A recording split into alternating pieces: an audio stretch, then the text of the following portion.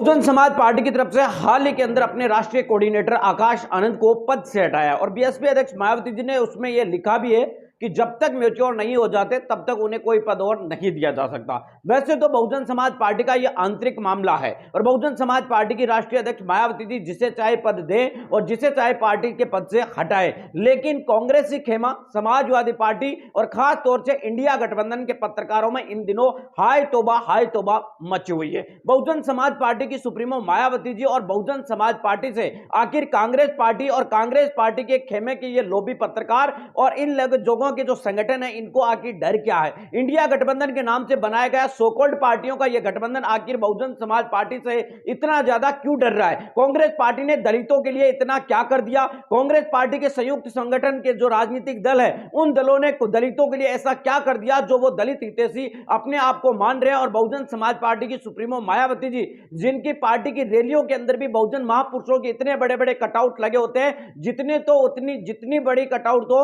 बहुजन महापुरुषों के जयंती के अवसर पर ये राजनीतिक दल अपनी सार्वजनिक नहीं बल्कि बंद कमरे की मीटिंग में भी नहीं लगाते, जबकि बीएसपी अध्यक्ष मायावती जी आज भी अपने बहुजन महापुरुषों के कटआउट बड़ी पैमाने के ऊपर अपनी रैली के अंदर वो लगाती नजर आती है। बहुजन महापुरुषों को सम्मान देना हो, दलितों को सम्मान देना हो, इन मामले के अंदर बहुजन समाज पार्टी मान्यवर काशीराम साहब की स्थापना से लेकर अब तक नजर आती है कि बीएसपी की स्थापना के बाद दलितों को हकीकत में कुछ हद तक एक सम्मान जो मिलना चाहिए तो वो मिलता नजर आ रहा है। आज हम बात करेंगे कि आखिर रवीश कुमार हो, अभिषेक शर्मा हो, चाहे और कोई नेता हो, इस तरीके के कई सारे कांग्रेसी पत्रकारों के द्वारा इन दिनों हाय तौबा मचाया हुआ है। लगातार इन पत्रकारों के द्वारा कांग्रेस पार्टी और कांग्रेस पार्टी के फेवर में बोलकर बीएसपी को बीजेपी की बी टीम करार देने का काम किया जा रहा है। बीजेपी की बी टीम बसपा है या नहीं, लेकिन सवाल यह पैदा होता है कि कांग्रेस पार्टी बीजेपी की ए टीम जरूर है। भारतीय जनता पार्टी का दूसरा अभिन्न अंग कांग्रेस पार्टी है। कांग्रेस पार्टी इतने साल सत्ता में रही,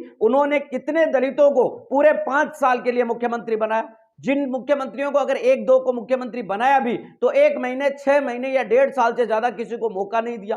कांग्रेस पार्टी के द्वारा करीब करीब अभी तक राज्यसभा के अंदर 2000 के करीब प्रतिनिधित्व भेजे जा चुके होंगे उनके स्थापना से लेकर या भारत की आजादी के बाद से लेकर अभी तक। कितने दलितों को उन्होंने राज्यसभा में भेजा, कितने दलित नेताओं को उन्होंने राज्यसभा के अंदर भेजा, कितने दलित चिंतकों को मौका दिया, कितने दलित सामाजिक संगठन के नेताओं को मौका दिया। मान्यवर काशीराम साहब तो ये कहते भी थे कि कांग्रेस पार्टी की गलत नीतियों के कारण, कांग्रेस पार्टी की गलत सोच के कारण ही बहुजन समाज पार्टी हमें बनानी पड़ी है। आखिर बहुजन समाज पार्टी से, दलितों के नेतृत्व से या दलितों के स्वतंत्र लीडरशिप से कांग्रेस पार्टी इतनी डरी हुई क्यों है? लोकसभा के अंदर सांसद आप कांग्रेस पार्टी के द्वारा बनाए जाते हैं क्योंकि वहां पर रिजर्वेशन का प्रावधान है, आरक्षण का वहां पर प्रावधान है। रिजर्वेशन सीटों के ऊपर कांग्रेस को मजबूरी के अंदर दलित लोगों को टिकट है वो देनी पड़ती है, वरना वहां पर भी वो एक दलित को किसी को टिकट देने के लिए भी तैयार नहीं होगी। अगर तक हम बात करें आज की तारीख में कांग्रेस पार्टी की तरफ से प्रतिनिधित्व देने में कांग्रेस पार्टी हमेशा की तरफ फेल रही है। सीएम आज तक दलितों की तरफ से कांग्रेस पार्टी की तरफ से 4 बनाए गए जिसके अंदर किसी का भी कार्यकाल पूरा 5 साल का नहीं रहा। कांग्रेस पार्टी ने मजबूरी के अंदर भी केवल दलितों का नाम लेना शुरू किया है। आज चाहे आरक्षण का मामला हो, प्राइवेट निजी क्षेत्र में आरक्षण का मामला हो, इन तमाम मामलों के अंदर SC ST एक्ट से लेकर तमाम मामलों में कांग्रेस पार्टी की निष्क्रियता हमने हमेशा से देखी है। इंदिरा गांधी के शासनकाल से लेकर दलितों को लाइसेंसधारी हथियार देने के मामलों में भी इंदिरा गांधी का हस्तक्षेप भी हमने देखा है। बाबू जगजीवन राम के प्रधानमंत्री बनने के दौरान षड्यंत्र के द्वारा उन्हें हटा देने का कांग्रेस का षड्यंत्र भी हमने देखा है। हमें भारतीय जनता पार्टी की सरकार आने या जाने से कोई खास मतलब नहीं है कि बीजेपी की सरकार जाएगी आएगी, लेकिन यह भी सच्चाई है कि बीजेपी के जाकर कांग्रेस की सरकार आने पर खास तौर से अनुसूचित जाति जनजाति के लोगों के जीवन पर कोई प्रभाव नहीं पड़ने वाला है। राजस्थान में अभी चंद दिनों पहले तक कांग्रेस की सरकार थी। विनोद मेघवाल का मामला हो, चाहे जितेंद्र मेघवाल का मामला हो, चाहे इंद्र कुमार मेघवाल का मामला हो, कितने मामलों के अंदर सरकार की तरफ से उन लोगों को सहायता दी गई, कितने मामलों के अंदर सरकार के द्वारा उन्हें नौकरी दी गई,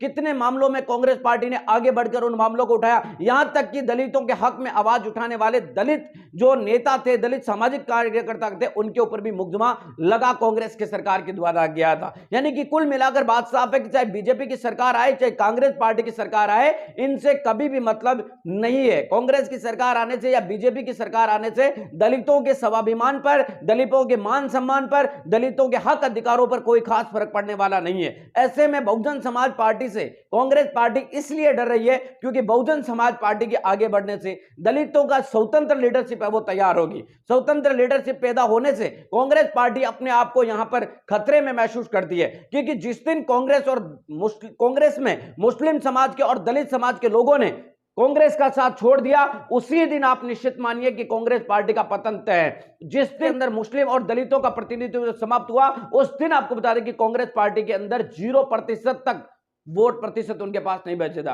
आज कांग्रेस पार्टी की इतनी बुरी दशा के बावजूद भी दलितों का और मुस्लिमों का बड़ा वोट बैंक उनके पक्ष में जाता है। यही वजह है कि उनकी स्थिति आज खड़ी हुई होने के लायक नजर आती है। बाकी जिस दिन दलितों ने साथ छोड़ दिया, उस दिन कांग्रेस पार्टी के पास एक पहिया तक भी नहीं बचेगा। आज तक बात संविधान की है, तो संविधान खतरे में हमेशा कांग्रेस के शासनकाल में भी रहा है और भारतीय जनता पार्टी के शासनकाल में भी रहा है। संविधान को लागू करने में बाबा साहब अंबेडकर जी की बात मुझे आज भी याद आती है कि संविधान मात्र एक किताब है, उनको लागू करने वाला शासक कैसा है, उसकी मंशा कैसा है, इसी के ऊपर संविधान है वो अनुरूप काम करता है। तो इस कांग्रेस के शासनकाल के समय भी इंदिरा गांधी का शासन हो, चाहे आज बीजेपी के शासनकाल में हो, दोनों में कोई ज्यादा अंतर है वो नजर नहीं